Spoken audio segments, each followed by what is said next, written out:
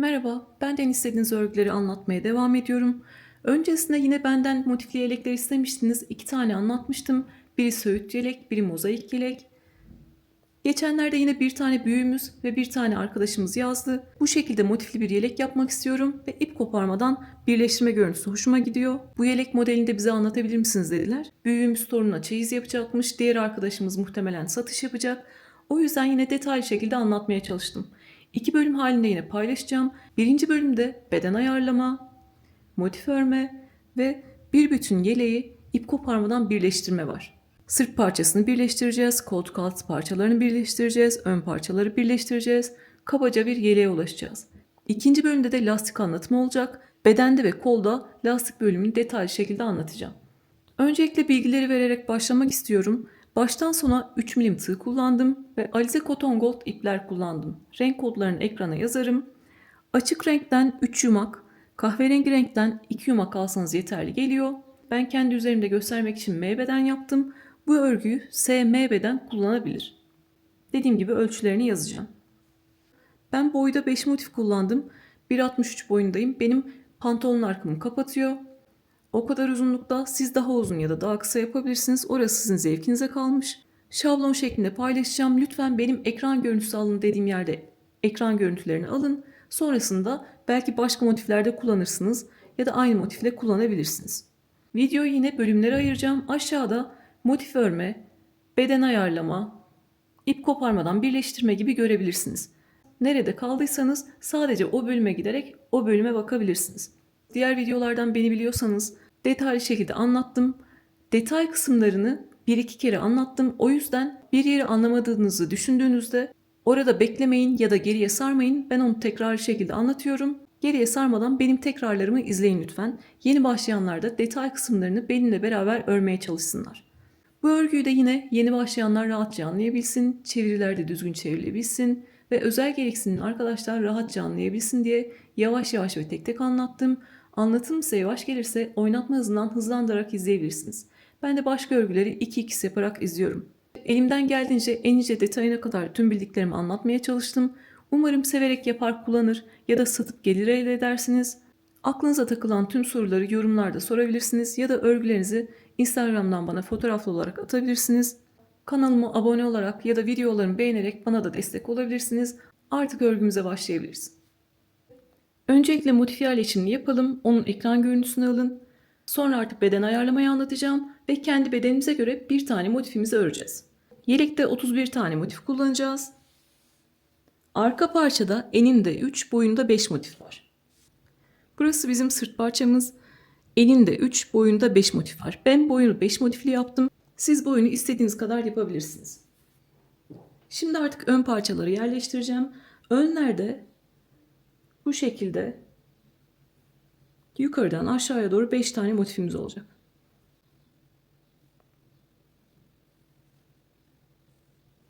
Sol tarafta üzerine 5 tane motif koydum. Sağ tarafta da 5 tane koyacağım.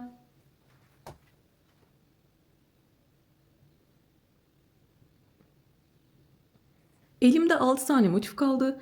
3 tanesi bu tarafta koltuk altına gelecek. 3 tanesi de bu tarafta koltuk altına denk gelecek. Koltuk altındaki motifleri bu şekilde yarım şekilde yerleştiriyoruz. Yarısı öne, yarısı arkaya gelecek. Bu şekilde katta durduğunda yarısı öne, yarısı arkaya denk gelecek. Üzerimize giydiğimizde de bunlar bizim koltuk altımızda kalacak. Sola yerleştirdim, sağda yerleştiriyorum. Yeleğimizin şablonu bu şekilde. 4-5 saniye sessiz şekilde bekleyeceğim. Lütfen ekran görüntüsü alın.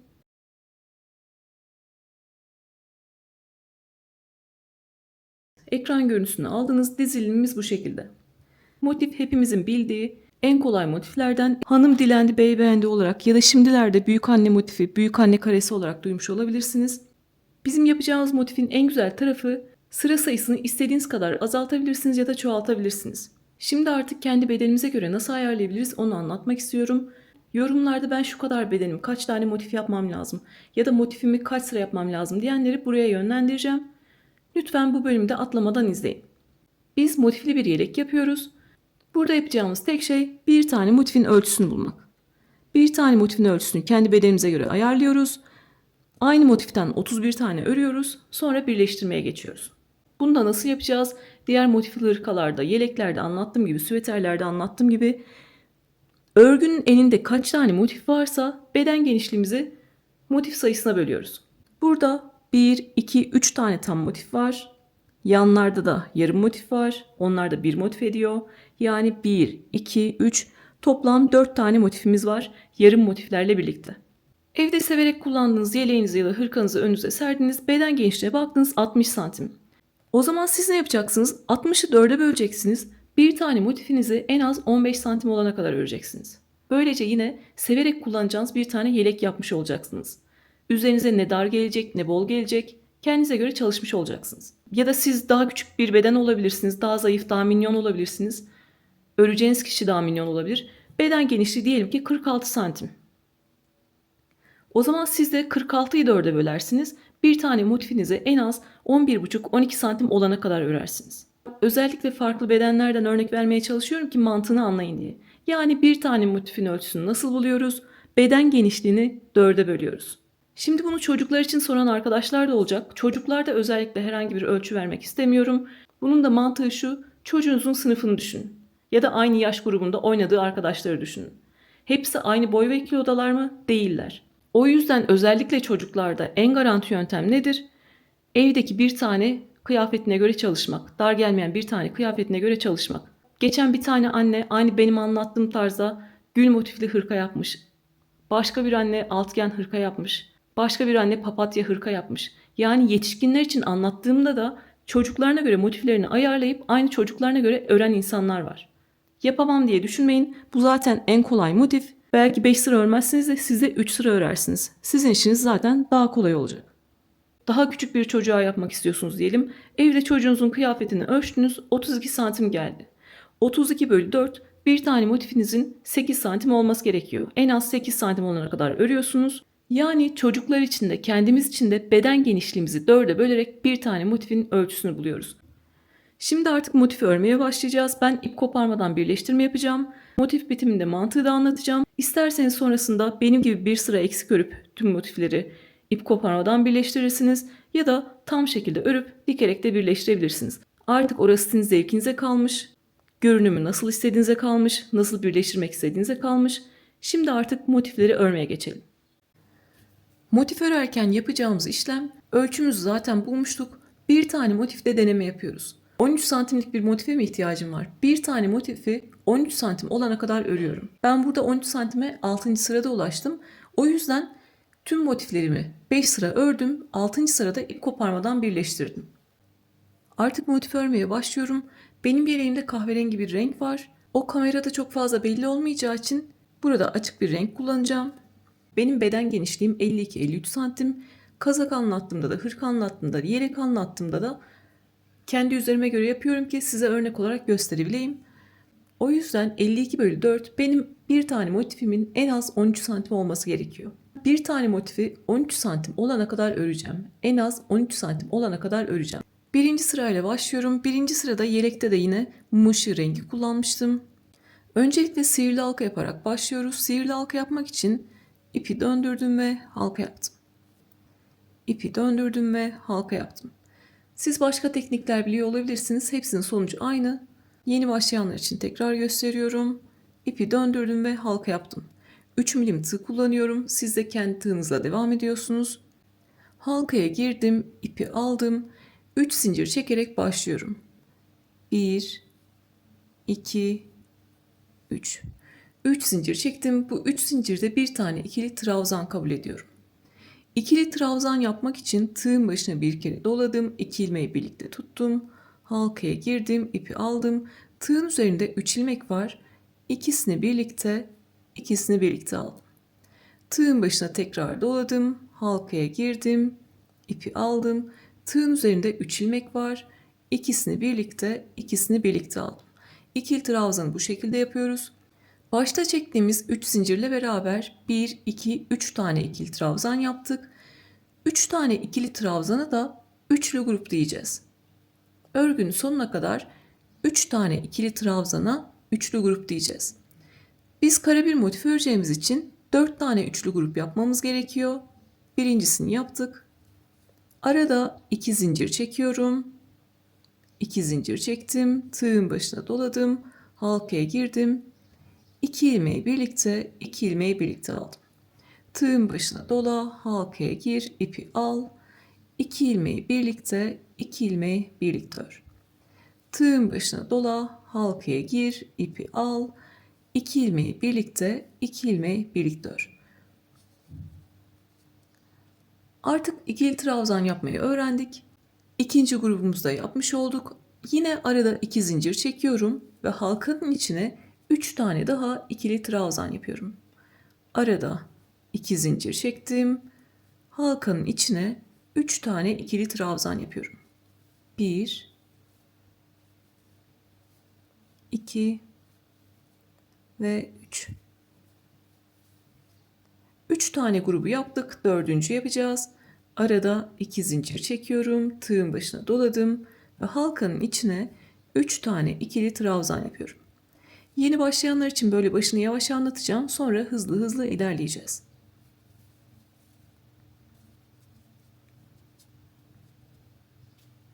Arada 2 zincirle gördüğünüz gibi 1, 2, 3, 4 tane üçlü grubu yapmış olduk. Artık sıra sonunda halkadan kalan ipi çekiyorum. Ortası kapanana kadar halkadan kalan ipi çektim. Sıra sonunda 2 zincir çekiyorum. 1, 2 zincir çektim. En başta çektiğim 3 zinciri atlıyorum. Ona dokunmuyorum. Sonraki yaptığım ikili trabzanın tepesine geliyorum. Trabzanın tepesi gördüğünüz gibi V harfine benziyor. V harfine girdim. İpi aldım ve ilmekten kaydırdım. Bu şekilde birinci sırayı bitirmiş olduk. Gördüğünüz gibi yaptığımız kaydırma da 3 zincirin tepesini oluşturmuş oldu. Burada yapacağım işlem birinci sıranın sonunda ipimi gevşetiyorum. Motifi içinden geçirdim. Yeteri kadar ip bırakıp kesiyorum.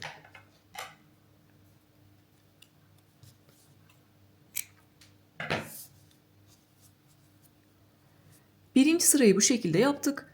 İkinci, üçüncü ve dördüncü sırayı aynı renkle yapacağız. İkinci sıraya geçiyoruz. İkinci sırada 2 zincirlik boşlukları kullanacağız. 2 zincirlik boşluklar biz motifi kaç sıra örersek örelim bizim köşe boşluklarımız.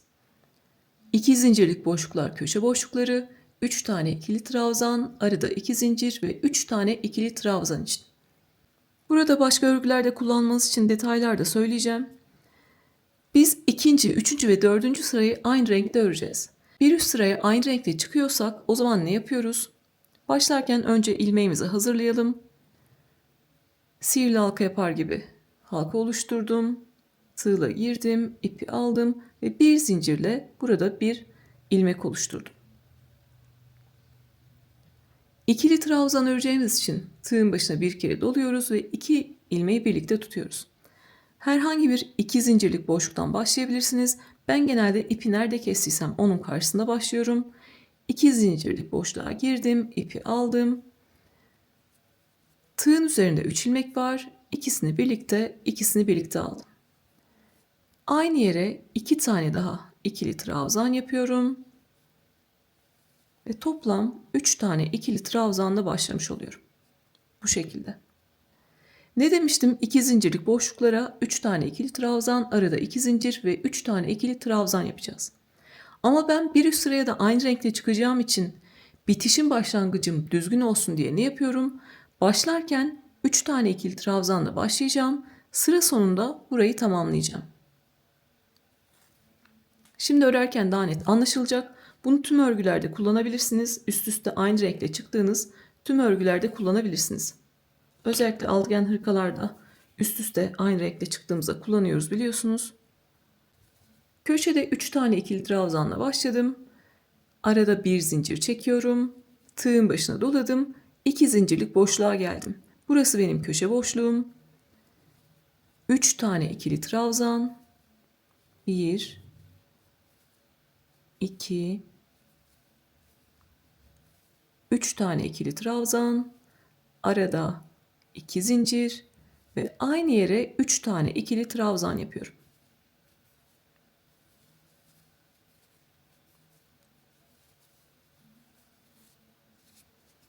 Gördüğünüz gibi burada köşeyi başlarken yarım şekilde başladık.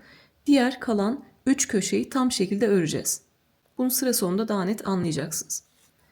Yapacağımız işlem çok kolay. Köşeyi örüyoruz. Bir boşluktan diğerine geçerken de arada bir zincir çekiyoruz. Burada köşeyi tamamladık. Diğer boşluğa geçmem lazım. Ne yapacağım? Arada bir zincir çekiyorum.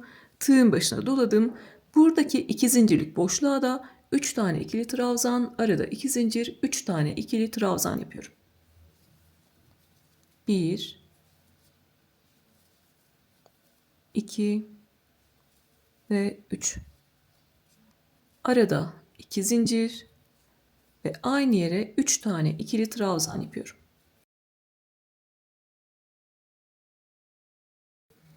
Yeni başlayanlar birinci sırada ikili trabzan öğrenmişti.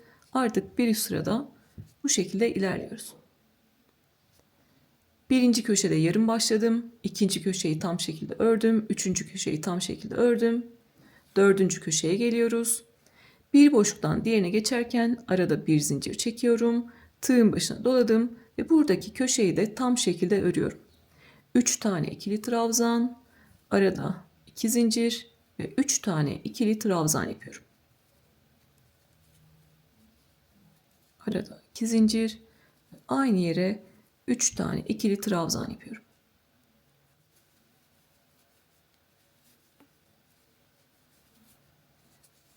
Sıra sonuna kadar geldik. Buradaki köşeyi tamamlamam lazım.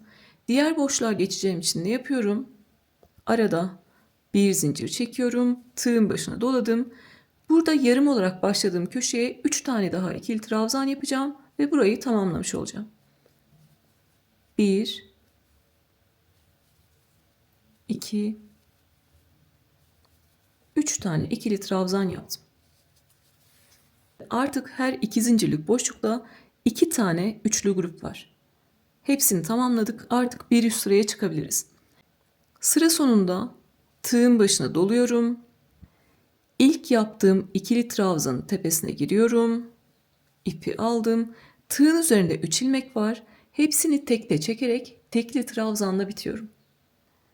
Buna çakma sık iğne de deniliyor. Yarım trabzan da deniliyor. 3 ilmeği birlikte çekerek tekli trabzanla bitiyorum. Bir üst sıraya aynı renkle çıkacağımı söylemiştim. 1 2 3 zincir çekiyoruz. 3 zincirde bir tane ikili trabzan kabul ettik. Tığın başına doladım. Aynı boşluğa, buradaki köşe boşluğuna 2 tane daha ikili trabzan yapıyorum. Ve yine başlarken 3 tane ikili trabzanla başlamış oluyorum. Aynı renkle yaptığımızda başlarken 3 tane ikili trabzanla başlıyoruz. Sıra sonunda tamamlıyoruz. Başlarken köşede yine yarım şekilde başladım. Örgümüzü artık 3 sırada örsek, 300 sırada örsek mantığımız değişmeyecek. Bir zincirlik boşluklar 3 tane ikili trabzan için, 2 zincirlik boşluklar bizim köşe boşluklarımız, 3 tane ikili trabzan, arada 2 zincir ve 3 tane ikili trabzan için. Bir boşluktan diğerine geçerken de arada bir zincir çekiyoruz. Buradaki bir zincirlik boşluğa geçeceğim. O yüzden arada bir zincir çekiyorum. Tığın başına doladım. Bir zincirlik boşluklar 3 tane ikili trabzan için. Bir zincirlik boşluğa 3 tane ikili trabzan yapıyorum. Köşe boşluğuna geçmem lazım. Arada bir zincir çekiyorum. Tığın başına doladım. Köşe boşluğuna 2 zincirlik boşluğa 3 tane ikili trabzan, arada 2 zincir ve 3 tane ikili trabzan yapıyoruz.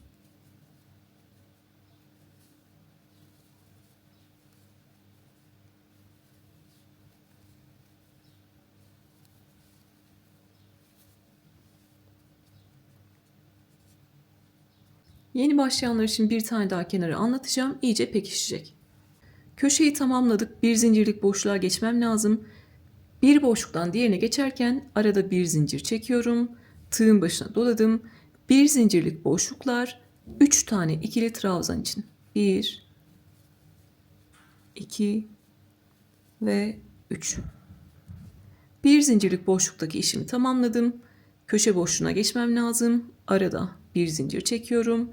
2 zincirlik köşe boşlukları, 3 tane ikili trabzan, arada 2 zincir ve 3 tane ikili trabzan için.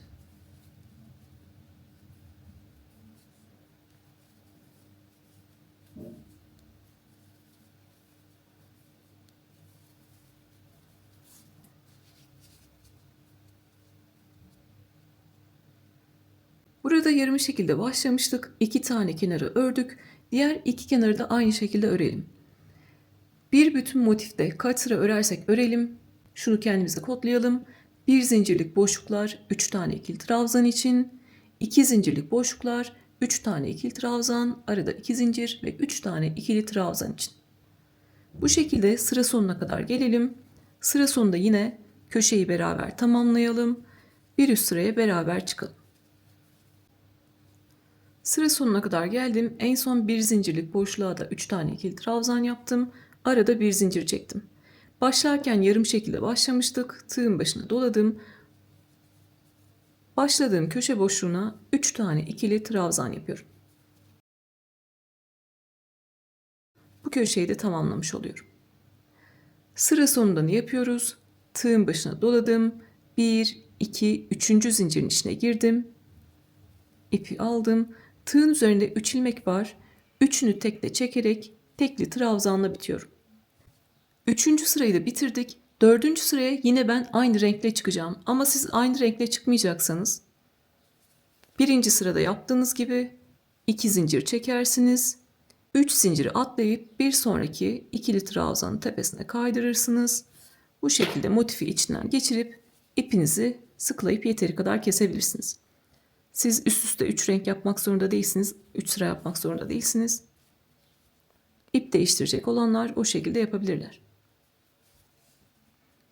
Biz aynı renkle çıkacağımız için 3. zincirin içine kaydırıyoruz. 3 zincirde bir tane ikili trabzan kabul etmiştik. Yani ilk trabzanın tepesine yine kaydırmış oluyoruz. Tekli trabzanla bitirdik. 4. sıramızda yine aynı 3 tane ikili trabzanla başlayacağız. Sıra sonunda bu köşeyi tamamlayacağız. 1, 2, 3 zincir çekiyorum. Tığın başına doladım. Aynı yere 2 tane daha ikili trabzan yapıyorum. Ve başlarken 3 tane ikili trabzanla başlamış oluyorum. Bir alt sırada yaptığımız işlem aynı devam ediyor. Bir zincirlik boşluklara 3 tane ikili trabzan yapacağız. 2 zincirlik boşluklara 3 tane ikili trabzan, arada 2 zincir ve 3 tane ikili trabzan yapacağız. Arada bir zincir çektim. Bir zincirlik boşluğa 3 tane ikili trabzan yaptım. Motif kendisini tekrarlıyor, o yüzden sizi sıkmayacağım. Sonra mantığını anlatacağım. Arada bir zincir çektim, tığın başına doladım ve bir zincirlik boşluğa 3 tane ikili trabzan yaptım. Bir boşluktan diğerine geçerken arada bir zincir çekiyoruz. 2 zincirlik boşluklar bizim köşe boşluklarımız. Zaten anlarsınız, aynı yerde 2 tane grup var. Köşe boşluğuna 3 tane ikili trabzan. Arada 2 zincir ve aynı yere 3 tane ikili trabzan yapıyorum.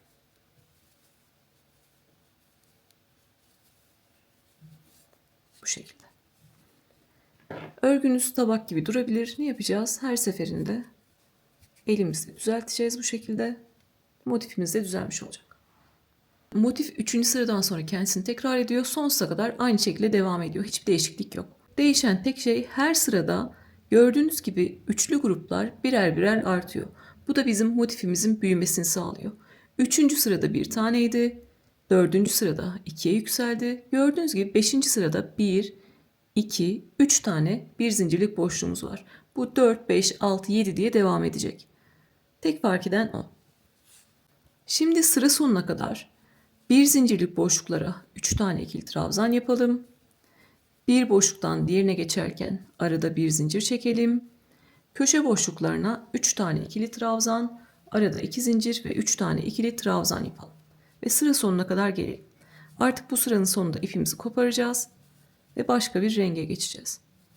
Sıra sonuna kadar geldim. Öncelikle bu şekilde trabzan ve zincir tepelerini açarak motifimi düzeltiyorum. Sıra sonunda bir zincir çektim. En son sıra sonunda köşeyi tamamlıyorum. 3 tane ikili trabzan yapıyorum. Bu sırada artık ipimi keseceğim için, başka bir renge geçeceğim için ne yapıyorum? 3 tane ikili trabzan yaptıktan sonra 2 zincir çekiyorum.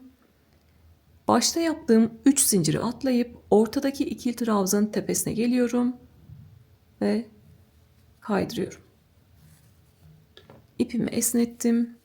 Motifi içinden geçirdim ve yeteri kadar ip bırakıp kesiyorum. Sonra bunları gizleyeceğiz. Her seferinde de elimle bu şekilde düzeltiyorum. Şimdi yine mum ışığı rengiyle devam edeceğim. Ama ara ara ne yapıyoruz? 4. sırada benim motifim 9 santim olmuş. Benim 13 santime ulaşmam gerekiyor. Ne yapacağım? Örmeye devam edeceğim. Ara ara bu şekilde ölçüyoruz. Şimdi 5. sıraya geçiyorum. 5. sırada da yine bir zincirle bir ilmek yaparak başlıyorum. Tığın başına doladım. Köşede 3 tane ikili trabzanla başlayacağım. Sıra sonunda yine köşeye en son 3 tane ikili trabzan yapıp bırakacağım. Yine 5. sırada ölçeceğiz. 3. sırada, 4. sırada ne yaptıysak 5. sırada da aynısını yapıyoruz. Değişen bir şey yok. Başlarken 3 tane ikili trabzanla başla. Sıra sonunda köşede 3 tane ikili trabzanla bitir. Bir zincir çek, bir zincirlik boşluklara 3 tane ikili trabzan yap. Motifimiz tek düze bir motif. Kaç sıra örersek örelim hep aynı işlemleri yapacağız. Şimdi sıra sonuna kadar gelelim. Tekrar ölçümüzü yapalım ve bir üst sıraya çıkalım. Ben 6. sırada ulaşacağımı biliyorum. Yine de size göstermek istiyorum. Sonuna kadar geldim. Yine örgümü elimle düzeltiyorum. Motifi düzeltelim. Hem kendi gerçek boyutuna gelmiş olsun hem de örgümüz düzleşmiş olsun. Sıra sonunu yapmadan yine ölçelim. Gördüğünüz gibi yaklaşık 11,5 santim kadar olmuş. Bir üst sırada ulaşacağım biliyorum ama yine de size göstereceğim. Sıra sonunda bir zincir çektim ve köşeye 3 tane ikili trabzan yaptım.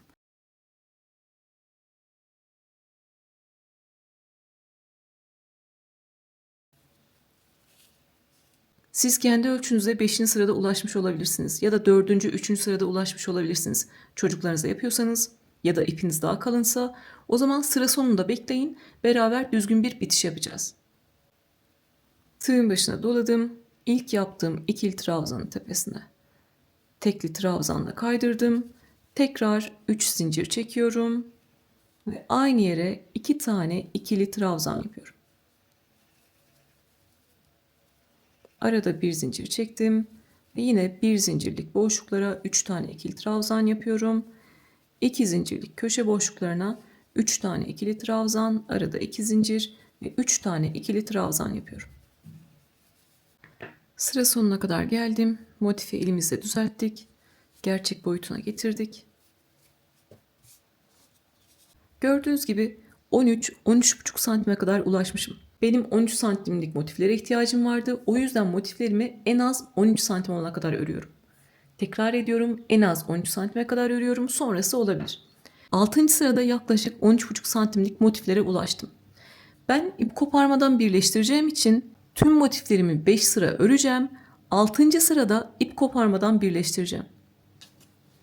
Motifi de özellikle yeleği bitirdikten sonra ördüm. Anlatımını sonra yaptım. 31 tane motifi 5 sıra şeklinde ördüm. 6. sırada ip koparmadan birleştirdim. Yani burada deneme yaptığım motifin ölçüsüne ulaşmış oldum. Bunu motifli tüm örgülerde kullanıyoruz, yapıyoruz. O yüzden bu kadar detaylı anlatıyorum. Benim artık 6. sırada tamam, ölçüme ulaştım ama ip koparmadan birleştireceğim için motiflerimi hepsini 5 sıra öreceğim. O yüzden 6. sırayı söküyorum. 5. sırada tüm motiflerimi örüp 6. sırada birleştireceğim biliyorum artık. Tam şekilde örüp dikerek birleştirecekler de, bir sıra eksik örüp ip koparmadan birleştirecekler de artık motiflerini bitirdiler. Artık sıra sonuna geldik hepimiz. Sıra sonunda bitişimizi yapıyoruz. Arada bir zincir çektim. Yeteri kadar ip bırakıp kesiyorum. Düzgün bitiş yaparken bir tane daha tepe oluşturuyoruz. O oluşturduğumuz tepe de ikinci zincirin tepesi olmuş olacak. Düzgün bitişten kastım zincir ve trabzan tepeleri gördüğünüz gibi V harfine benziyor. 2 tane kanadı var. Biri örgünün güzel yüzünde, düz yüzünde, biri arka yüzünde, iç yüzünde. Biz bu tepeleri ve kanatları kullanarak bir tane daha tepe oluşturacağız. Sıra sonunda bir zincir çektim. Bizim oluşturacağımız tepe ikinci zincirin tepesini oluşturmuş olacak. İlk yaptığım ikili trabzanın tepesine giriyorum. Tüm V harfini aldım. İpi alıp örgünün arkasına çekiyorum.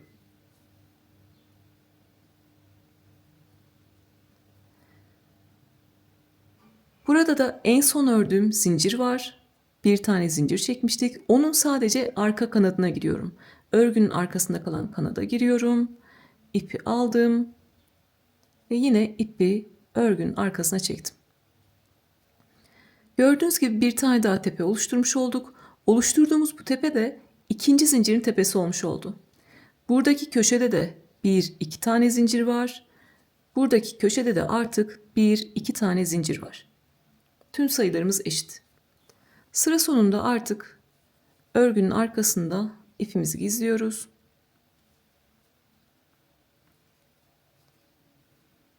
Tüm motiflerinizi siz de artık 31 tane motifinizi buradaki motif gibi yapıyorsunuz. Aynı sıra sayısında yapıyorsunuz. Biraz sonra ip koparmadan birleştirmeyi anlatacağım. Orada artık bir üst sırada tüm yeleğimizi birleştireceğiz. İşin keyifli tarafına başlamış olacağız.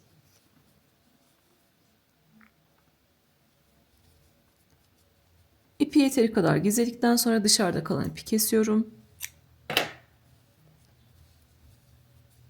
Burada da her ipi kendi renginde gizlerseniz daha az belli olacaktır. O yüzden pembe ipi de pembe renginin içinde gizliyorum.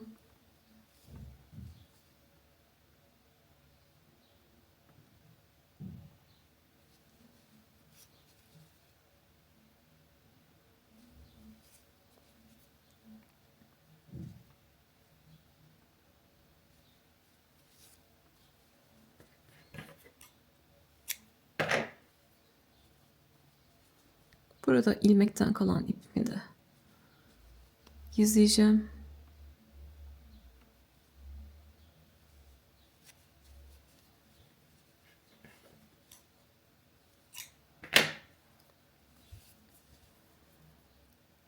Sihirli halkanın ipi kalmıştı. Yine halkanın ortası açılmış olabilir. Kapanana kadar çekiyoruz. Burada bir zincirle buraya sabitliyorum ki sonradan sökülmesin.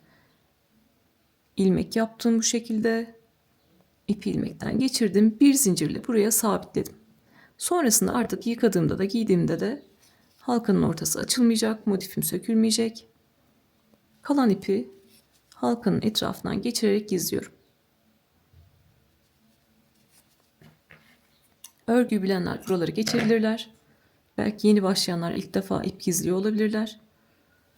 Buradaki ipi yine örgünün arkasında halkanın etrafından geçirerek gizliyorum. İplerimizi düzgün gizlemezsek bir bütün örgünüz sökülebilir. O yüzden motifi ne kadar güzel örüyorsak ipimizi de o kadar güzel gizliyoruz.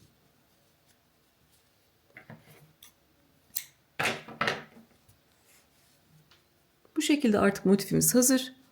İp koparmadan birleştirme yapacakları için bir tane motifte deneme yaptık. Hangi sırada artık kendi ölçümüze ulaşacağımızı biliyoruz. Tüm motifleri bir sıra eksik ördük. Artık 31 tane motifi bir sıra eksik şekilde örüyoruz. Bir sırada artık ip koparmadan birleştirelim. Dikecekler zaten tam şekilde yapacaklardı. Herkes motifinin ölçüsünü bulmuştu. Motiflerimizi ördük. 31 tane motifinizi ayarladınız. Ben ip koparmadan birleştireceğim. Sırt parçasını önüme aldım. Sırt parçasından birleştirmeye başlıyoruz. Dikerek birleştirecekler ya da kaydırmayla sık iğne ile birleştirecekler. Tam şekilde örmüşlerdi. Siz de aşağıdan yukarı doğru birleştirmenizi yapıyorsunuz. Sonra koltuk altındaki motifleri birleştirirsiniz. Sonra ön parçaları birleştirirsiniz. Ve aradaki boşluk kısımları birleştirirsiniz. Söğüt yeleği kaydırmayla birleştirmiştim biliyorsunuz. Onu sağ tarafta şu an okla gösteriyorum. Tam şekilde örenler kaydırmayla birleştirecekler. Oradaki gibi yapabilirler. Biz şimdi artık ip koparmadan birleştirmeye geçelim. Bu da çok kolay bir teknik, çok konforlu bir teknik. Bununla istiyorsanız devasa bir battaniye yapın. İstiyorsanız yelek, hırka, istediğiniz örgülerde kullanabilirsiniz. 3 tane aşamamız var. Öncelikle birinci aşamada motiflerin üç kenarını örerek yukarı doğru birleştireceğiz. İkinci aşamada yana doğru motif ekleyeceğiz. Üçüncü aşamada aradaki boşlukları kapatacağız. Sonrası artık hep kendisini tekrar. Yana doğru motif ekle, arasındaki boşlukları kapat. Yana doğru motif ekle, arasındaki boşlukları kapat. Öncelikle şuradaki motifleri alıyorum. Birinci aşamada buradaki 5 motifi üst üste birleştireceğiz. Birleştirme yaparken de en son sıradaki Aiza Cotton Gold'un 67 numarasını kullanacağım. Motifleri 3 milimle örmüştüm. Yine 3 milimle birleştireceğim. Üst üste 5 tane motif var. 4 tanesini yukarı çektim. Birinci aşamada yapacağımız işlem 3 kenarı öreceğiz, üzerine motif ekleyeceğiz. 3 kenarı öreceğiz, üzerine motif ekleyeceğiz. Bu kadar kolay. Birleştirme de yine kendisini tekrar ediyor. Yeni başlayanlar için başını yavaş anlatacağım. Sonra hızlı hızlı ilerleyeceğiz. Zaten motif örmeyi öğrenmiştik. Motif örmemizde de değişen bir şey yok. Motiflerin köşesinde 2 tane üçlü grup var. Bir tane üçlü grup bu kenara ait. Bir tane üçlü grup bu kenara ait. Biz buradaki kenarı örmeyeceğimiz için başlangıçta ve sonda sadece 3 tane ikili trabzan yapacağız. Çünkü bu kenarı örmüyoruz. Burayı en son tamamlayacağız. Şimdi örerken daha net anlaşılacak. Öncelikle yine bir zincirle bir ilmek oluşturuyorum. İkili trabzan öreceğim için tığın başına bir kere doladım. 2 ilmeği birlikte tuttum. Herhangi bir 2 zincirlik boşluktan başlayabilirsiniz. Köşeye geliyorum. 3 tane ikili trabzan yapıyorum.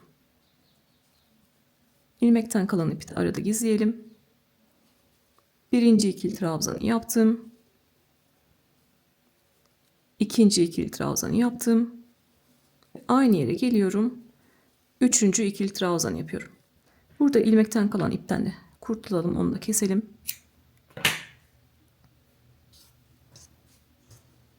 Burada köşede 3 tane ikili trabzanla başlangıcımızı yapmış olduk. Ne yapacağız? Yine motifi yaparken yaptığımız gibi burayı da en son tamamlayacağız. Yapacağımız işlem değişmiyor. Burada yarım şekilde başladık. 2 tane köşeyi tam şekilde örüyoruz. Bir zincirlik boşluklara yine 3 tane ikili trabzan yapacağız. 2 zincirlik boşluklara 3 tane ikili trabzan, arada 2 zincir ve 3 tane ikili trabzan yapacağız. 3 kenarı ördüğümüz için değişen tek şey başlangıçta ve sonda sadece 3 tane ikili trabzan yapıyoruz. Sıra sonuna kadar geldim. Siz de lütfen elinizdeki motifte kontrol edin. Köşede 3 tane ikili trabzanla yarım şekilde başladık. Sonra arada bir zincir çektik ve yine bir zincirlik boşluklara 3 tane ikili trabzan yaparak ilerledik. Köşeye geldik. Köşeyi tam şekilde örüyoruz. 3 tane ikili trabzan, arada 2 zincir ve 3 tane ikili trabzan. Yine bir zincirlik boşluklara 3 tane ikili trabzan yapıyoruz. Köşeyi tam şekilde ördük. 3 tane ikili trabzan, arada 2 zincir, 3 tane ikili trabzan ve bir zincirlik boşluklara 3 tane ikili trabzan yaptık.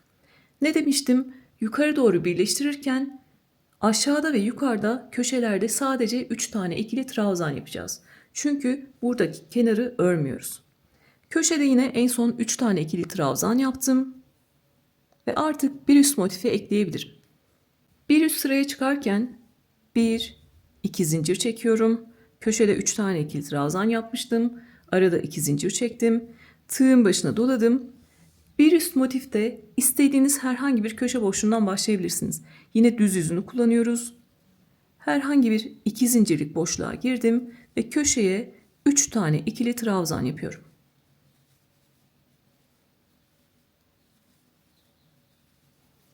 Gördüğünüz gibi. Yine burada da başta 3 tane ikili trabzanla başladık. Bitişte de 3 tane ikili trabzanla biteceğiz. Benim buradaki anlattığım birleştirme bir üst sıralarda da kendisini tekrarlayacak. İstiyorsanız 5 sıra, istiyorsanız 500 sıra birleştirin. Hep aynı işlemi yapacağız. O yüzden burayı böyle bu şekilde detaylı anlatıyorum. Üst sıralarda hızlı hızlı ilerleyeceğiz. Arada 2 zincir çekmiştim. Köşeye 3 tane ikili trabzan yaptım. Örgümü döndürüyorum. İp koparmadan birleştirmede sağ tarafta tam olan motif var. Sol tarafta bir sıra eksik olan motif var. Diğer örgülerde de anlatıyorum. Kodlayacağımız şey şu. Sağdakine kaydır, zincir çek, soldakine 3 tane ikili trabzan yap. Birleştirme mantığımız bu. Bir zincirlik boşlukları kullanıyoruz. Sağdakine kaydırıp zincir çekeceğiz. Soldakine 3 tane ikili trabzan yapacağız. Sağdakine birleştirirken solda da eksik sırayı örmüş olacağız. Köşeye en son 3 tane ikili trabzan yaptım. Tığı çıkartıyorum. Sağdaki bir zincir boşluğa giriyorum. Sağdakine kaydır, zincir çek, tığın başına dola, soldakine 3 tane ikili trabzan yap. 1 2 ve 3. Sağdakine kaydır, zincir çek, soldakine 3 tane ikili trabzan yap.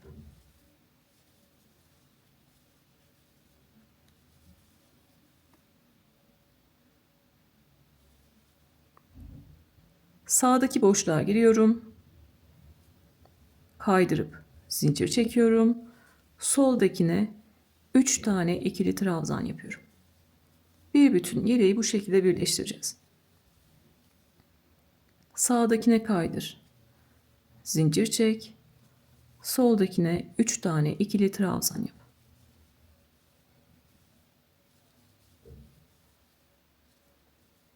Sağdakine kaydır, zincir çek, solda artık köşedeyim. Solda köşeye 3 tane ikili trabzan yap. Görüntüsünü de göstereceğim şimdi. Birleştirmeyi de elimizle düzeltiyoruz. Motifte olduğu gibi. İp koparmadan birleştirme de bu şekilde görünüyor. Gördüğünüz gibi burada da 2 sıra açık renk olmuş oldu. Burada da 2 sıra açık renk olmuş oldu. 2 motif de alt sıraya çıkmış oldu. Karşılıklı üçlü gruplarımız denk geliyor. Bu şekilde köşeye kadar geldik. Köşede ne yapıyorum? Köşede 3 tane ikili trabzan yapmıştım. Arada bir zincir çektim. Sağdaki köşe boşluğuna giriyorum. İpi aldım. İlmekten kaydırdım. Tekrar bir zincir çektim. Tığın başına doladım ve köşeye 3 tane ikili trabzan yapıyorum.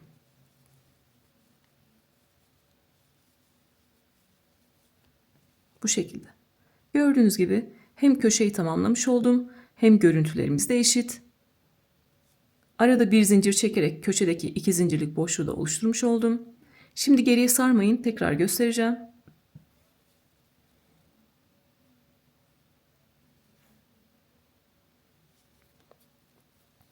Köşede 3 tane ikili trabzan yapmıştım. Arada bir zincir çektim. Sağdaki motifte köşeye geliyorum. Köşeye girdim. İlmekten kaydırdım. Tekrar bir zincir çektim. Sol tarafta köşeye 3 tane daha ikili trabzan yapıyorum. Buradaki köşeyi de tamamlamış oluyorum. Bir üst sırada da aynı göstereceğim köşeyi. İyice pekişecek. Bu şekilde. Üç kenarı öreceğimizi söylemiştim. Birinci kenarı birleştirirken ördük. İkinci kenarı örelim. Üçüncü kenarı örelim. Üçüncü kenarda artık köşeye en son sadece 3 tane ikili trabzan yapıyoruz. Bir alt sırada ne yaptıysak bir üst sırada da aynısını tekrarlıyoruz. Buradaki köşeyi tam şekilde örelim. Buradaki köşeye en son 3 tane ikili trabzan yapalım. Şimdi sıra sonuna kadar gelelim. Bir tane daha motifi üstüne ekleyelim. Üst üste 2 tane motifi birleştirmiş olduk. Buradaki kenarı tam şekilde ördük.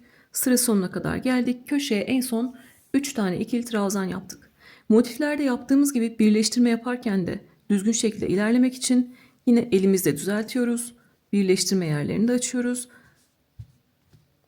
Düzelterek bu şekilde devam ediyoruz. Şimdi ne yapacağız? Aynı burada yaptığımız işlemi yapacağız.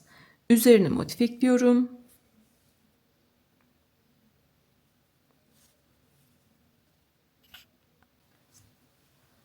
Arada 2 zincir çektim. Tığın başına doladım. İstediğim herhangi bir köşeden başlayabilirim. Düz yüzünü kullanıyorum.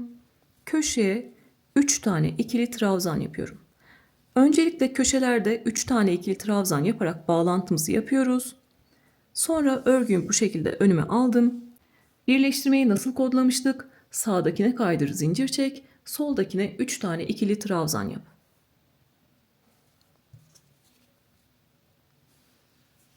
Bir zincirlik boşlukları kullanıyoruz. Sağdakine kaydır, zincir çek. Soldakine 3 tane ikili trabzan yap.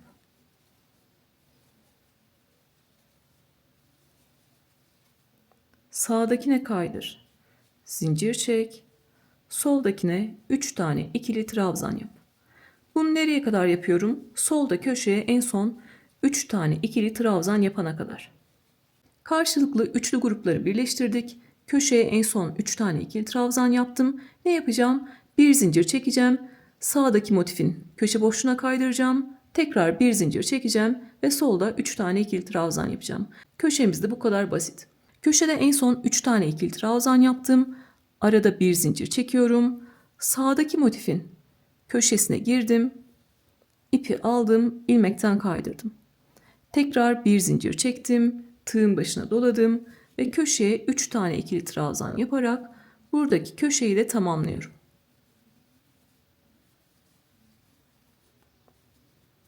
Elimle düzelttim. Elimle birleştirme yerini açtım. Birinci motif, ikinci motif, üçüncü motif. Yine ne yapıyorum? Bir tane kenarı birleştirirken ördük. İkinci kenarı örelim. Üçüncü kenarı örelim. En son burada 3 tane ikili trabzan yapalım. Ve bir tane daha motifin birleştirmesini göstermek istiyorum. Sonra devam edelim. Üst üste 3 tane motifi ekledim. En son yine motifi düzeltiyorum. Köşeye 3 tane ikili trabzan yaptım. Bir üst motifi alıyorum. Köşede 2 tane zincir çekip bir üst motifte istediğim bir köşeye 3 tane ikili trabzan yapıyorum. 2 zincir çektim, tığın başına doladım. Herhangi bir köşeye 3 tane ikili trabzan yaparak başladım.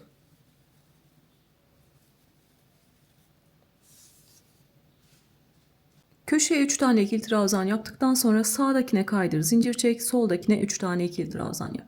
Sağdakine kaydır, zincir çek, soldakine 3 tane ikili trabzan yap. Bu şekilde köşeye kadar gelelim. En son köşeye 3 tane ikili trabzan yapıyorum. Arada bir zincir çektim. Sağdaki motifin köşesine kaydırdım. Tekrar bir zincir çektim ve solda 3 tane ikili trabzan yapıyorum. Ve elimle düzeltiyorum. Kasma olan yerleri açıyorum. Birinci motif, ikinci motif, üçüncü motif ve dördüncüye geçtik. Dördüncüde de köşeye en son 3 tane ikili trabzan yapıyorum. Arada 2 zincir çekiyorum. En son 5. motifle de iki kenarı birleştirdim. Siz de artık en son motifinize geldiğinizde, oyunda kaç sıra yaptıysanız artık en son motife geldiğinizde sonra ikinci aşamaya geçeceğiz. Yana doğru motif ekleyeceğiz. O yüzden en son motifinizi sadece 2 tane kenarını örüyorsunuz. Birinciyi birleştirirken örüyorsunuz. İkinciyi de normal şekilde örüyorsunuz. Köşede en son 3 tane ikili trabzan yapıyorsunuz. Şimdi ben 4. motifi öreceğim. 5. ile birleştireceğim. Normal şekilde buradaki kenarımı öreceğim. Siz de boyunu 6 sıra mı yaptınız, 7 sıra mı yaptınız, kaç sıra yaptıysanız en son motifinize kadar geliyorsunuz. En son motifte sadece 2 tane kenarı örüp bırakıyorsunuz. Artık ikinci aşamaya geçiyoruz. Böyle geniş açıdan daha net anlaşılacak. Üst üste 5 tane motifi birleştirdik.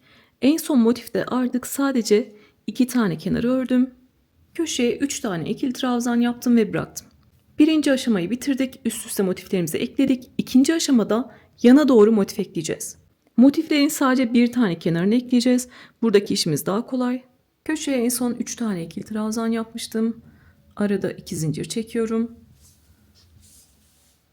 Önüme bu şekilde aldım. Sağda tamamlanmış motifim var. Solda eksik olan motifim var. Öncelikle solda köşeye 3 tane ikili trabzan yapıyorum.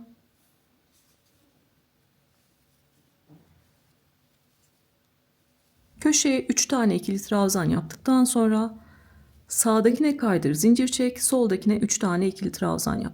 Sağdakine kaydır, zincir çek, soldakine 3 tane ikili trabzan yap. Köşeye en son 3 tane ikili trabzan yapalım ve birleştirmeyi beraber yapalım.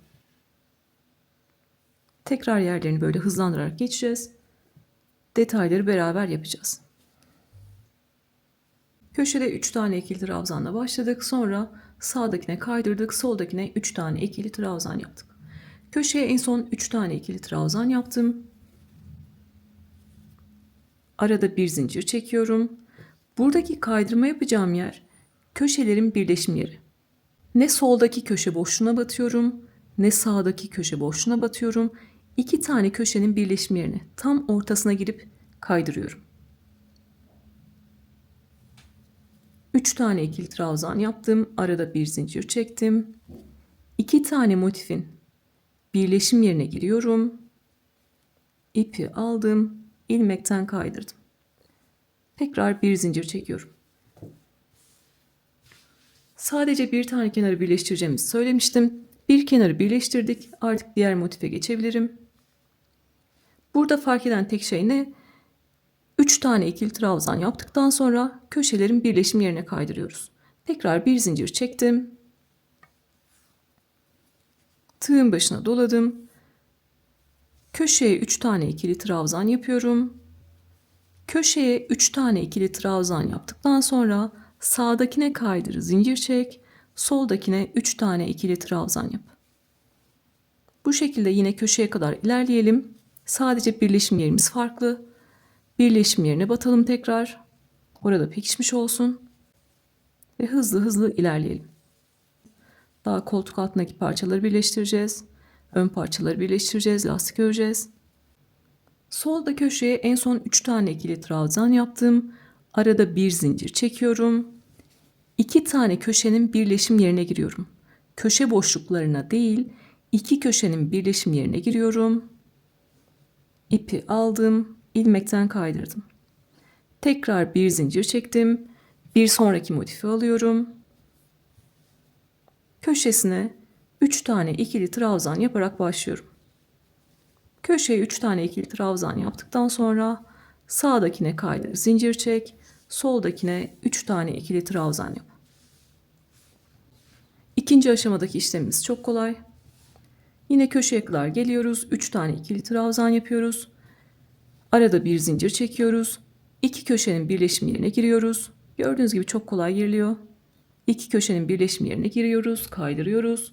Tekrar bir zincir çekip bir sonraki motifin köşesine 3 tane ikili trabzan yapıyoruz. Köşeye kadar devam ettik. 3 tane ikili trabzan yaptık.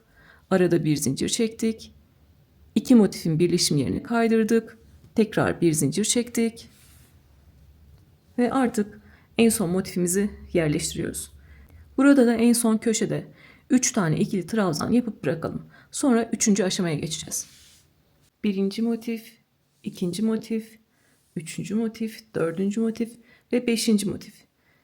Sıra sonunda en son köşeye 3 tane ikili trabzan yapıyoruz. Bu şekilde arada bir zincir çektim. Köşeye kaydırdım ve tekrar bir zincir çektim. Bu şekilde ikinci aşamayı bitirmiş olduk. Önüme bu şekilde aldım. Artık 3. aşamaya geçeceğiz. 3. aşamada yapacağımız işlem aslında birinci aşamadaki gibi. 3 kenarı öreceğiz, birleşim yerine kaydıracağız. 3 kenarı öreceğiz, birleşim yerine kaydıracağız. 3 kenarı öreceğiz, birleşim yerine kaydıracağız. Bu şekilde yukarı kadar devam edeceğiz. Bu şekilde 3 tane kenarı örüyoruz. Yine 2 tane köşeyi tam şekilde örüyoruz ve buradaki köşeye kadar geliyoruz. En son bir zincir çekmiştim. Tığın başına doladım ve köşeye 3 tane ikili trabzan yapıyorum. Sonra arada bir zincir çekiyorum. Bir zincirlik boşluklara 3 tane ikili trabzan yapıyorum. Motif örmemiz değişmiyor. 3 kenarı bu şekilde örelim. Sıra sonuna kadar gelelim. Birleşim yerine kadar gelelim.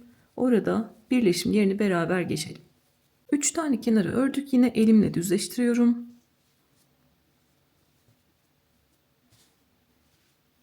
Birinci kenarı ördüm. İkinci kenarı ördüm. Ve 3. kenarı ördüm. En son köşeye kadar geldim. Köşeye de 3 tane ikili trabzan yapıyorum.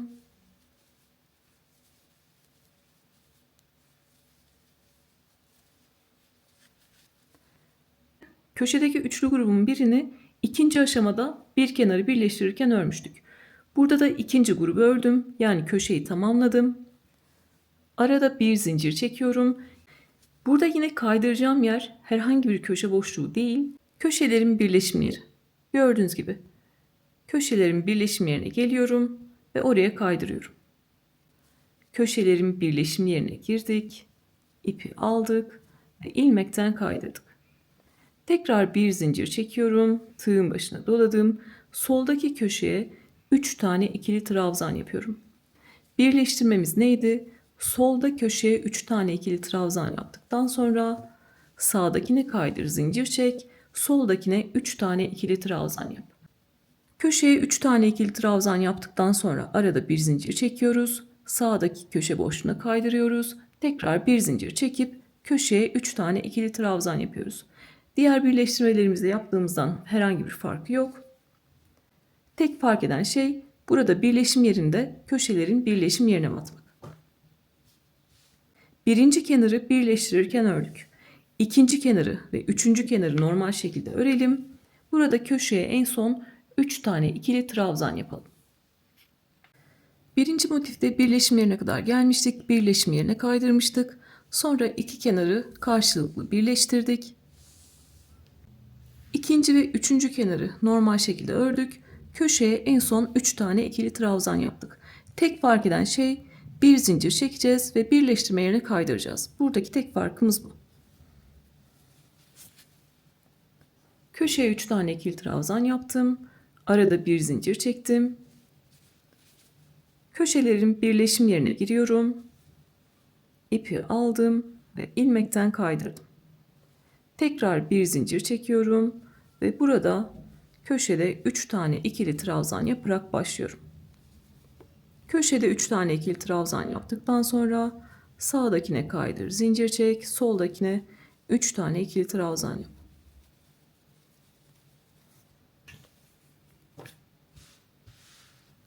Karşılıklı iki kenarı bu şekilde birleştiriyorum. Artık 3. sıraya çıkmış olduk. 3. motifte de bir kenarı birleştirirken ördük. İkinci kenarı örüyoruz. Üçüncü kenarı örüyoruz. Köşede en son 3 tane ikili trabzan yapıyoruz. Arada bir zincir çekip köşelerin birleşim yerine batıyoruz. Lütfen burada herhangi bir iki zincirlik boşluğa batmayın. Düzgün bir görünüm için buradaki birleşim yerine batıyoruz. Hatta görüntüsünü de göstereyim. Birleşim yerine battığımızda tüm köşeler bu şekilde eşit şekilde görünüyor. Düzgün şekilde görünüyor.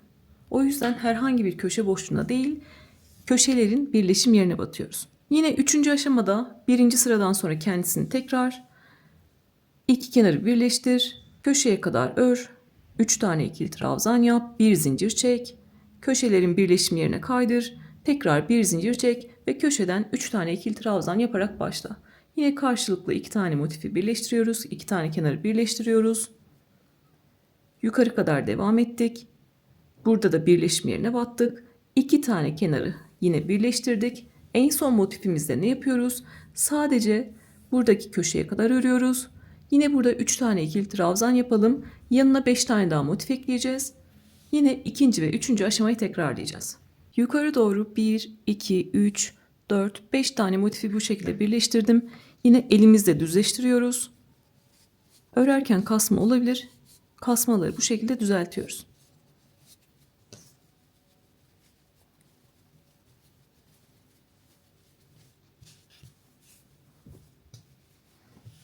Sırt parçasında eninde 3 tane motif vardı biliyorsunuz. Boyunda da 5 tane motif var. 3. aşamadan sonra kendisini tekrar ettiğini söylemiştim. İstiyorsanız battaniye yapın ya da daha büyük bir örgü yapın. Sadece yanına motif ekleyeceğiz. Arasındaki boşlukları kapatacağız. Yanına motif ekleyeceğiz. Arasındaki boşlukları kapatacağız.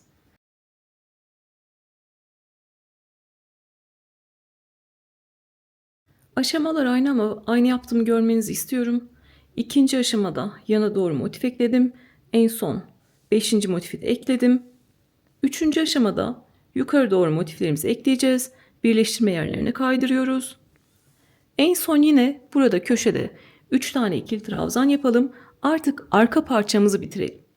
Yeni başlayanlara kolaylık olsun diye parça parça ilerleyeceğim. Önce arka parçamızı yapalım. Sonra kol altı motiflerimizi ekleyelim. Sonra ön parçalarımızı ekleyelim ve kabaca bir yeleğe ulaşalım. Şimdi yukarı kadar gelelim. 3 tane ikili trabzan yapalım. Örmediğimiz 2 tane kenar var biliyorsunuz. Onları da örelim ve bir bütün parçamızı bitirelim. Yukarı doğru aradaki boşlukları kapattım. Bu şekilde en son köşeye 3 tane ikili trabzan yaptım. Diğer kalan kenarları örmeden önce yine elimle düzeltiyorum. Birleşim yerlerini açtım. Ördüğümü motiflerin kenarlarını düzelttim. Köşeye en son 3 tane ikili trabzan yapmıştım. Artık yukarıda örmediğim kenarı örmeye başlıyorum.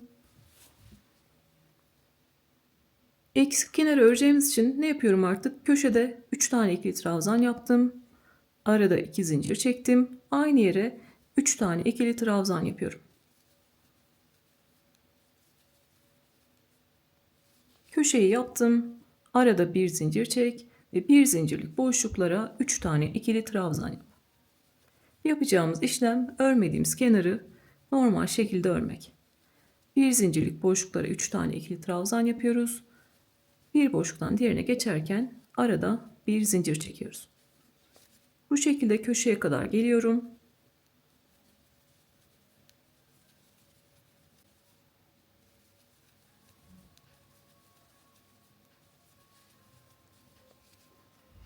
Köşeden önceki son boşluğa 3 tane ikili trabzan yaptım. Arada bir zincir çektim. Buradaki köşeye geliyorum. 3 tane ikili trabzan yapıyorum. Oradaki grup sayısını da 2'ye yükseltmiş oluyorum. Yani köşeyi tamamlıyorum. Bir tanesini örmüştük yukarıdan aşağıya birleştirirken. İkincisini de şimdi ördük. Köşeyi tamamladık. Birleştirme yaparken ne kodlamıştık? Sağdakine kaydır, zincir çek. Soldakine 3 tane ikili trabzan yap. Buradaki birleşim yerlerine geçerken de şunu kodluyoruz. Bir zincir çek, kaydır, bir zincir çek, örmeye başla. Bir zincir çek, kaydır, bir zincir çek, örmeye başla. Köşeye 3 tane ikili trabzan yaptıktan sonra bir zincir çek, kaydır. Buradaki 2 zincirlik boşluğa giriyorum. Yana doğru motive giderken 2 zincir çekmiştik. Boşluğa girdim ve kaydırdım. Tekrar bir zincir çekiyorum ve köşeye 3 tane ikili trabzan yapıyorum. Bir tane daha birleşim yerini göstereceğim. Geriye sarmayın lütfen.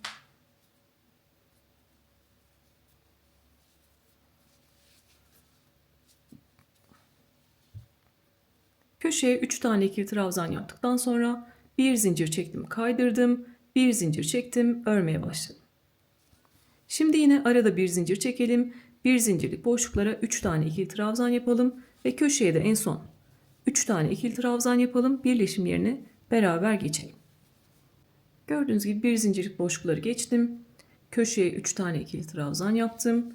Köşeye 3 tane ikili trabzan yaptıktan sonra bir zincir çek, kaydır, bir zincir çek, örmeye başla. Bir zincir çek, kaydır, bir zincir çek, örmeye başla. Köşeye 3 tane ikili trabzan yap. Sadece örmediğimiz kenarı örüyoruz. Birleşim yerine gelince de bir zincir çekip kaydırıyoruz. Bir zincir çekip örmeye başlıyoruz. Köşeye kadar geliyoruz. Köşeye 3 tane ikili trabzan, arada 2 zincir, 3 tane ikili trabzan yapıyoruz. Artık yukarıdan aşağıya doğru diğer kenarı örmeye başlıyoruz. Son bir kenarımız kaldı.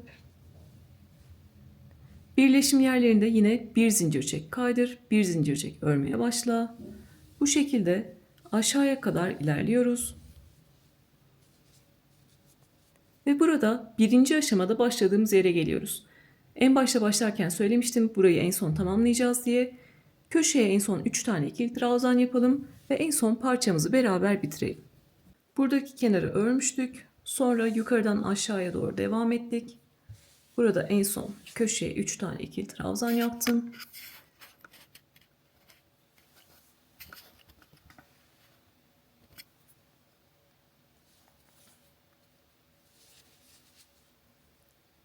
Burada 2 zincir çekiyorum ve ilk ördüğüm trabzanın tepesine geliyorum. İlmekten kaydırdım. Bir zincir çektim. Yeteri kadar ip bırakıp kesiyorum. Sonra o ipleri gizleyeceğiz. Geniş açıdan göstereceğim. Sırt parçamız artık hazır. Sonrasında artık koltuk altı parçalarını hazırlayacağız. Gördüğünüz gibi artık sırt parçamızı hazırladık. Sağda ve solda 3 tane koltuk altı motifimiz var. Onları ekleyeceğiz. Yeni başlayanlar için böyle parça parça ilerleyeceğim. Burada yapacağımız işlem şu. Koltuk altı motiflerini aldım önüme 3 tane. Siz boyunu uzatmış olabilirsiniz. Sizin koltuk altınızda kaç tane motif varsa önünüze aldınız. Burada 3 kenarı örerek yukarı doğru devam ediyoruz. Birinci aşamayı yapıyoruz. En son köşede yine 3 tane ikili trabzan yapıyorum. Örmediğim bir tane kenar kalıyor. Bunu da sırt parçasıyla birleştiriyorum. Bu kadar kolay. Birinci aşamayı yapacağız. Sırt parçasına birleştireceğiz. Diğerinde de aynı işlemi yapacağız. Detaylı olarak sırt parçasını da göstermiştim. Burada şimdi 3 kenarı örerek başlayalım. Üst üste 3 tane motifi birleştirelim. En son köşeye 3 tane ikili trabzan yapalım. Ve sırt parçasına beraber birleştirelim. Koltuk altındaki 3 tane motifi üst üste birleştirdim. 3 kenarı ördüm, 2 kenarı birleştirdim. 3 kenarı ördüm, 2 kenarı birleştirdim. Sıra sonuna kadar geldim. En son köşeye 3 tane ikili trabzan yaptım. Diğer koltuk altında da aynı işlemi yapacağız. Burada ister bu tarafa birleştirin, ister bu tarafa birleştirin. Parçamız aynı. Mesela burada bu tarafa birleştirelim. Onun için ne yapıyorum? Bir zincir çektim.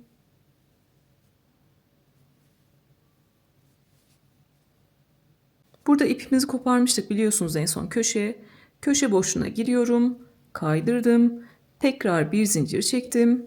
Ve soldaki köşeye 3 tane ikili trabzan yapıyorum.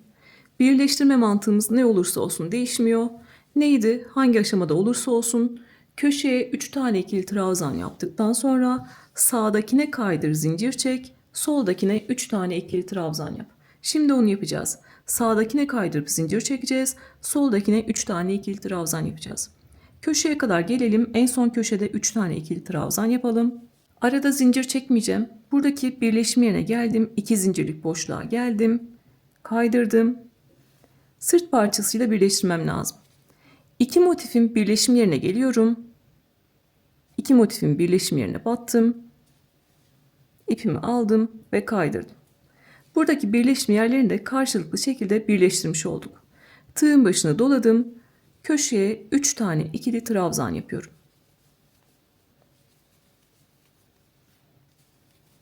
Yukarı doğru biraz örüp orayı size göstereceğim.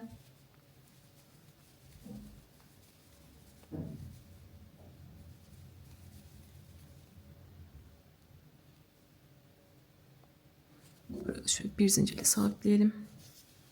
Köşede 3 tane ikili trabzan yaptım. Birleşim yerine kaydırdım. Sırt parçasında 2 motifin birleşim yerine kaydırdım ve köşeye 3 tane ikili trabzan yaptım. Yapacağımız işlem bu. Bir sırada yine göstereceğim. Köşeye kadar devam edelim. Köşeye en son 3 tane ikili trabzan yapalım. Buradan karşılıklı birleştirmeye başlamıştık. Birleşim yerini beraber geçtik. Bir sırada yine birleşim yerindeyim. Köşeye en son 3 tane ikili trabzan yaptım. Buradaki birleşim yerine giriyorum. Birleşim yerine girdim, kaydırdım. Sırt parçasında da 2 motifin köşesinin birleşim yerine batıyorum. Birleşim yerine battım. İlmekten kaydırdım. Tığın başına doladım ve köşeye 3 tane ikili trabzan yapıyorum. Burada özellikle zincir çekmiyorum. Buralarda zincir çektiğimde çok fazla boşluk oluyor. Üzerimize giydiğimizde de çok fazla bir boşluk oluyor. Buradaki görüntüye ulaşamıyoruz.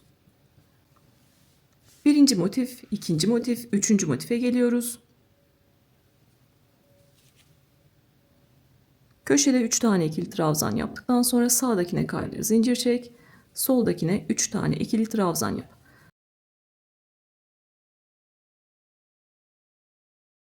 Köşeye kadar geldim. Köşeye en son 3 tane ikili trabzan yapıyorum.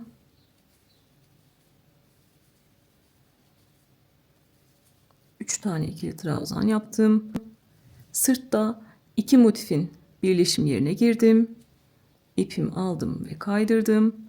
Burada bir zincir çekiyorum ve İlk yaptığım ikili trabzanın tepesine kaydırıyorum.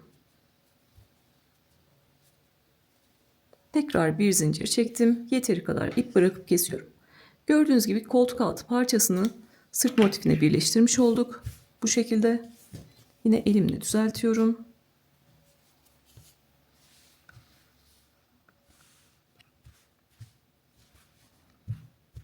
Burası bizim sırt parçamız. Burası da koltuk altındaki 3 tane motifimiz. Şimdi diğer 3 motifi de alıyorum.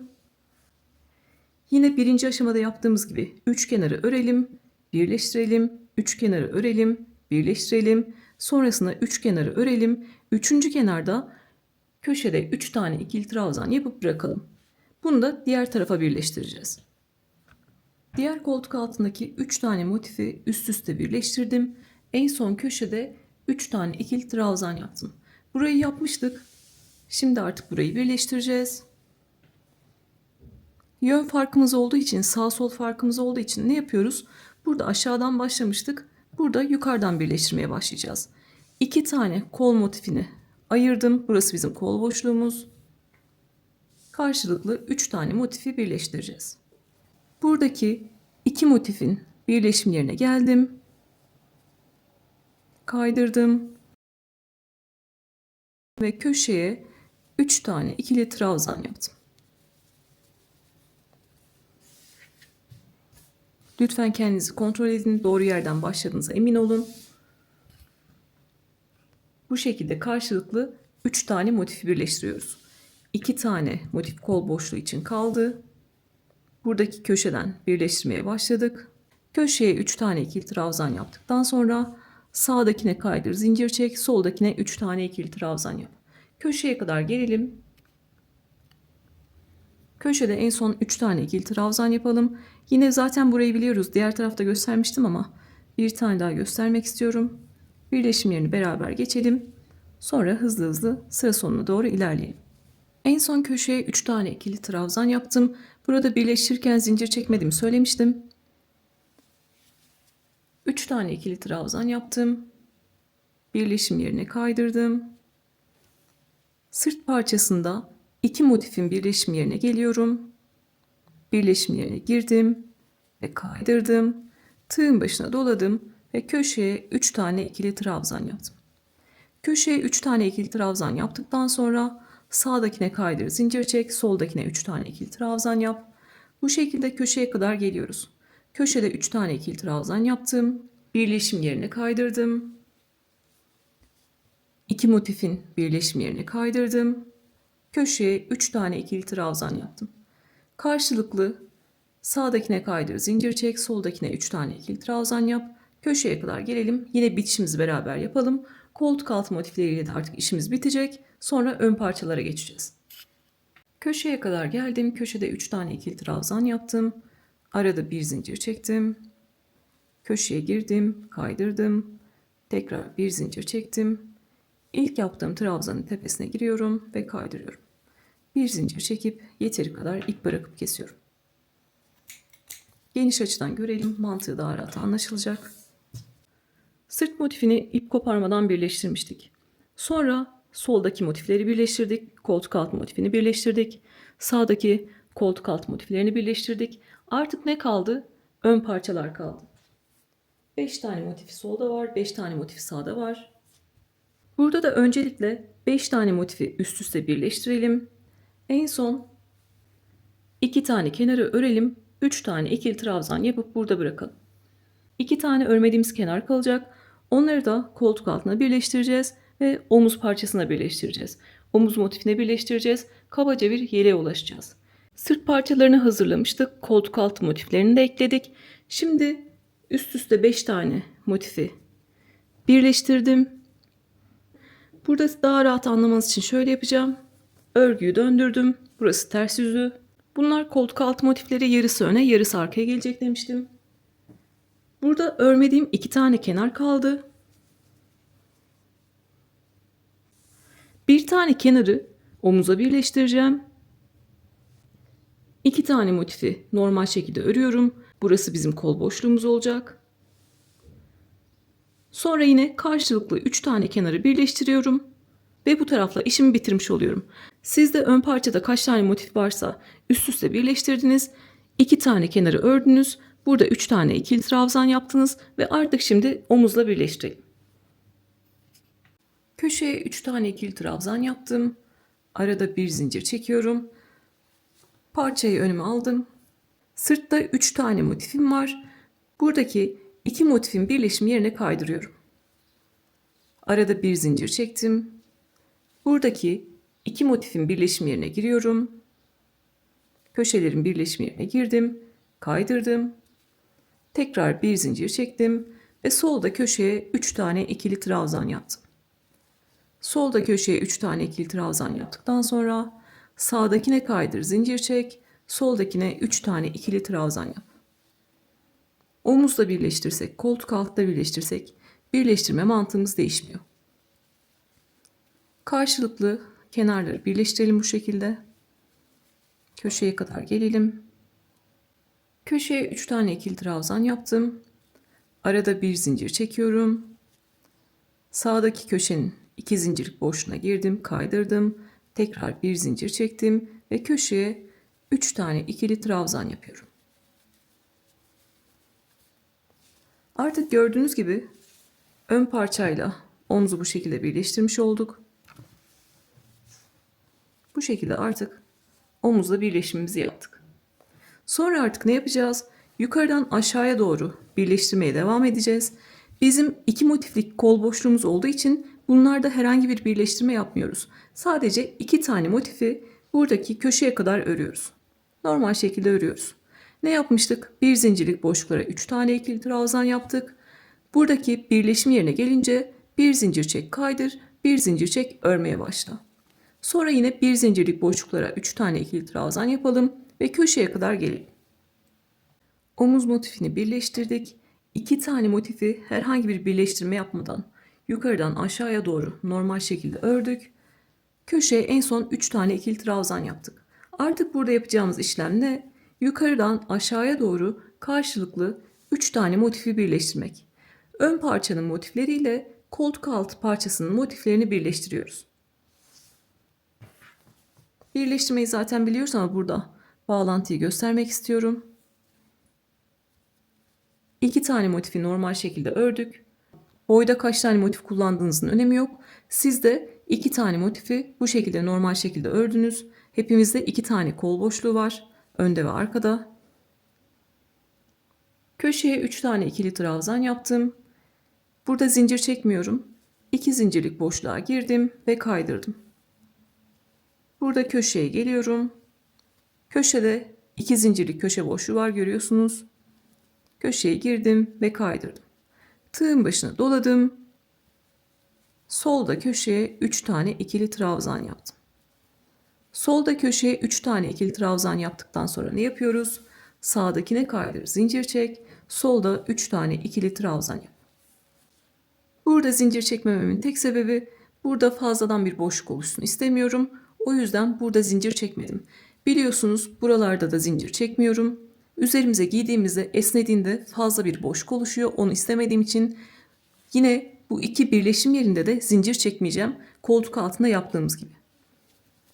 Burada nasıl bir birleşim yaptıysak, sırtta koltuk altı motiflerini nasıl birleştirdiysek yine karşılıklı 3 motifi aynı şekilde birleştiriyoruz. Sağdakine kaydır, zincir çek, soldakine 3 tane ikili trabzan yap. Birleşim yerlerinde zincir çekmiyoruz. 2 zincirlik boşluğa kaydırdım. Köşelerin birleşim yerine kaydırdım. Tekrar karşılıklı 2 motifi birleştirdim. Zincir çekmeden birleşim yerine kaydırdım. 2 motifin birleşim yerine kaydırdım. Tekrar 2 motifi karşılıklı birleştirdim. Sıra sonuna kadar geliyoruz. Yine sıra sonunu beraber yapalım. Köşeye kadar geldim. 3 tane ikili trabzan yaptım köşeye. Arada bir zincir çekiyorum. 2 zincirlik boşluğa kaydırdım. Tekrar bir zincir çektim. Ve ilk trabzanın tepesine giriyorum. İlmekten kaydırıyorum. Bir zincir çekip yeteri kadar ip bırakıp kesiyorum. Diğer tarafta da aynı işlemi yapacağız. Sadece sağ sol farkı var. Yeni başlayanlar karıştırmasın diye yine göstereceğim. Böyle bildiğimiz kısımları da Hızlandırarak ilerleyeceğiz. Sonrasında lastik kısımlarımız var daha çünkü. Sağ sol farkı olduğunu söylemiştim. Burada yukarıdan birleştirmeye başladığımıza göre burada da demek ki aşağıdan yukarı birleştirmeye başlayacağız. O yüzden burada farklı olan, biz normalde ilk motifte 3 kenarı örerek başlıyoruz biliyorsunuz. Bu sefer sadece 2 tane kenarı öreceğiz. Üzerine motif ekleyeceğiz. Bu şekilde. Bir kenarı normal şekilde ördüm. Köşede 3 tane ikili trabzan yaptım. Bir kenarı normal şekilde ördüm. Ve 2 kenarı birbirine birleştirdim. İlk motifte sadece 2 kenarı örüyoruz. Sağ sol farkı olduğu için aşağıdan başlayacağımız için bir kenarı normal şekilde ördüm. İkinci kenarı birleştirdim. Yine sonrasında yapacağımız işlem değişmiyor. 3 kenarı ör, üzerine motif ekle. 3 kenarı ör, üzerine motif ekle. Ve 3 kenarı ör, üzerine motif ekle. Bu şekilde yine en son köşeye kadar geliyoruz. Köşede yine 2 tane kenarı örüp burada 3 tane ikili trabzan yapıp bırakıyoruz. Yeni başlayanlar için tekrarlıyorum. Sağ sol farkı olduğu için sadece tek fark eden başta ve sonda, ilk motifte ve son motifte sadece 2 kenar örüyoruz. Üst üste 5 tane motifi ekledim. Birinci motifte ve 5. motifte sadece 2 kenarı örmüştük. Şimdi mantığını daha rahat anlayacağız. Diğer tarafta solda yukarıdan başlamıştık. Bu sefer aşağıdan başlayacağız. Burası bizim etek kenarımız. Herhangi bir birleştirme yapmadan 3. kenarı da öreceğiz. Sonra karşılıklı 3 tane motifi birleştireceğiz. Yukarı doğru geldik. Burada da 2 tane motifi normal şekilde örüyoruz. Burası bizim kol motifimiz. Burada da örmediğimiz bir kenar kaldı. Burada da omuza birleştireceğimiz motif var. Başlangıçta ne demiştim? Sadece 2 tane kenarı öreceğiz. Örmediğimiz bu kenarı da omuz motifine birleştireceğiz. Örerken, birleştirirken burayı da örmüş olacağız. Motifleri birleştirmiştim. Bu şekilde eteği aldım. Etek kenarında bir kenarı bu şekilde örelim. Orada herhangi bir birleştirme yapmayacağız. Ve hızlıca geçiyorum. Normal motifimizi örüyoruz. Köşede 3 tane ikili trabzan yaptım. Arada 2 zincir çektim ve aynı yere 3 tane ikili trabzan yapıyorum. 6. sırayı normal şekilde örüyorum. Arada 1 zincir çektim ve 1 zincirlik boşluğa 3 tane ikili trabzan yaptım. Köşeye kadar geleceğim. Köşede en son 3 tane ikili trabzan yapıyoruz. Aşağıdan yukarı doğru 3 tane motifi karşılıklı birleştireceğiz. Dediğim gibi sadece sağ sol farkı var. O yüzden başka bir birleştirmede herhangi bir değişikliğimiz yok.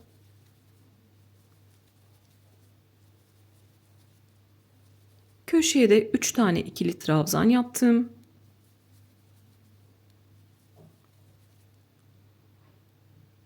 Arada 1 zincir çekiyorum. Burada köşeye geldim. Sırt parçasının, koltuk altı parçasının köşesine geldim. 2 zincirlik boşluğa kaydırdım. Tekrar 1 zincir çektim ve köşeye 3 tane ikili trabzan yapıyorum. Birleştirmemiz neydi? Köşeye 3 tane ikili trabzan yaptıktan sonra sağdakine kaydır, zincir çek. Soldakine 3 tane ikili trabzan yap. Şimdi bu koltuk altı motifleriyle ön parçanın 3 tane motifini karşılıklı birleştirelim. Birleşim yerlerini zincirsiz geçtiğimizi biliyorsunuz. 2 tane birleşim yerine zincir çekmeden geçelim. Karşılıklı 1, 2, 3 tane motifi birleştirelim. En son köşede 3 tane ikili trabzan yapalım ve yukarı doğru beraber devam edelim. Örgüyü bilenler ne yapacak? Burada yine birleşimini yapacaklar. 2 tane motifi normal şekilde örüyorsunuz. Yukarıda da yine omuz motifini sırta birleştiriyorsunuz. Örgüyü bilenler bu şekilde yapabilir. En son burada da bir zincir çeker, ipinizi kopartırsınız. Ne yeni başlayanlar zorlansın, ne örgü bilenler sıkılsın. Örgü bilenler sıra sonuna kadar ilerleyebilirler. Bu kenarı normal şekilde örmüştük. Yukarı doğru 3 tane motifi karşılıklı birleştirdik. En sonda 3. motifte köşede 3 tane ikili trabzan yaptım. Sizin de koltuk altında kaç tane motifiniz varsa o kadar sıra birleştirdiniz. En son köşeye 3 tane ikili trabzan yaptım. Diğer tarafta ne yapmıştım? Zincir çekmemiştim. Burada da çekmeyeceğim. 2 zincirlik boşluğa kaydırdım. Sağ tarafta 2 zincirlik köşe boşluğuna kaydırdım. Sol tarafta da buradaki 2 zincirlik boşluğa kaydırıyorum. Arada bir zincir çektim ve köşeye 3 tane ikili trabzan yaptım. Koltuk altını bu şekilde geçtik. 2 tane motifimizi normal şekilde örüyoruz. Yukarı kadar gelelim. Köşeye en son 3 tane ikili trabzan yapalım. Orada da artık omza birleştireceğiz. Kabaca yeleğimize ulaşmış olacağız. Artık lastik örme kısmına geçeceğiz. 2 tane kol motifini normal şekilde ördüm. Köşeye en son 3 tane ikili trabzan yaptım. Burası benim sırt parçam. Köşede 3 tane ikili trabzan yaptım. Arada bir zincir çektim. Sırttaki motifte 2 zincirlik köşe boşluğuna giriyorum. Kaydırdım. Tekrar bir zincir çektim. Köşeye 3 tane ikili trabzan yapıyorum. 3 tane ikili trabzan yaptıktan sonra sağdakine kaydır, zincir çek. Soldakine 3 tane ikili trabzan yap. Bu iki motif karşılıklı iki motif bizim artık birleştirme yapacağımız son motif. Birleştirmemiz bitti artık. Köşeye kadar gelelim. Omuz motifini de birleştirdim. Soldaki köşeye en son 3 tane ikili trabzan yaptım. Arada bir zincir çekiyorum. İki motifin birleşim yerine girdim. Kaydırdım. Tekrar bir zincir çektim. İlk yaptığım ikili trabzanın tepesine gelip kaydırıyorum. Bir zincir çekip ipimi koparıyorum. Artık birleştirmemiz bitti. Kabaca yeleğimizi görelim. Hem mankenin üzerinde hem yerde. Yeleğimiz artık kabaca hazır. Burası bu şekilde kol boşluğu sağda ve solda. Bir motiflik ense boşluğumuz var. Mankenin üzerinde de fotoğrafını çektim. Artık lastik kısmını öreceğiz. Lastik kısmını örerken de o arada gördüğünüz açıklık kapanacak. Artık önümüzü kapatacağız.